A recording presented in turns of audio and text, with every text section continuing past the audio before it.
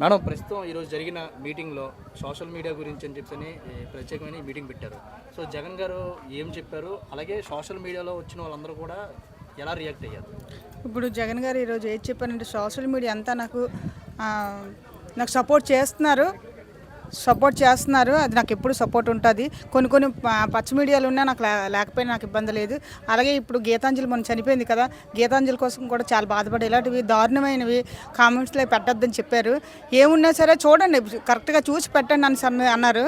దాంతో కూడా ఇదే కాకుండా నిన్న మొన్న చూసిన పచ్చ మీడియా వాడు ఎవరో ప్రబుద్ధుడు ఏడన్నాడంటే వాలంటీర్లు తాగేసి పడుకున్నారు, సచివాలయంలో గంజాయి కొడుతున్నారు, సచివాలయం అమ్మాయిలతో తిరుగుతున్నారు, మందులు కొడుతున్నారు, అవన్నీ చెప్తున్నాడు. అవన్నీ ప్రబుద్ధుడు ఎలా చెప్తున్నాడంటే ఆడికి అన్నం తింటున్నాడు. వాళ్ళ ఇంట్లో కూడా ఆడపిల్లలు, కొడుకులు, కూతుర్లు అందరూ కూడా చేస్తూనే ఉన్నారు ఉద్యోగాలు, చేసిన ఇలాంటివన్నీ కామెంట్లు పెడుతున్నాడు. ఆడు చాలా పొరపాటు, తప్పు చేస్తున్నాడు ఆ విషయంలోని. అది కూడా ఒక చిన్న పిల్లడితోటి, టీడీపీ చిన్న పిల్లడితోటి జగనన్నని తిట్టించాడు.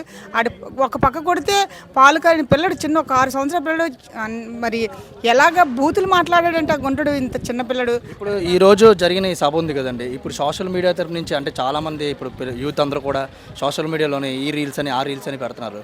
సో ఇప్పుడు పొలిటికల్ విషయంకి వస్తే చాలామంది ఏంటంటే తప్పుడు ప్రచారాలు ఉన్నాయి, మంచిగా చెప్పినవి ఉన్నాయి. అయితే వైసీపీ గురించి కూడా తప్పుడు పెట్టిన ఉన్నాయి, టీడీపీ కోసం కూడా పెట్టిన ఉన్నాయి.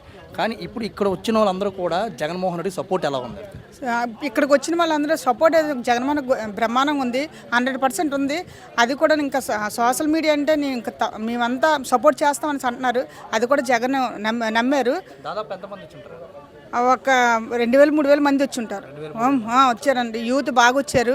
సోషల్ మీడియా వచ్చింది బాగుందండి, అంతా చాలా బాగా చేశారు. Thank you.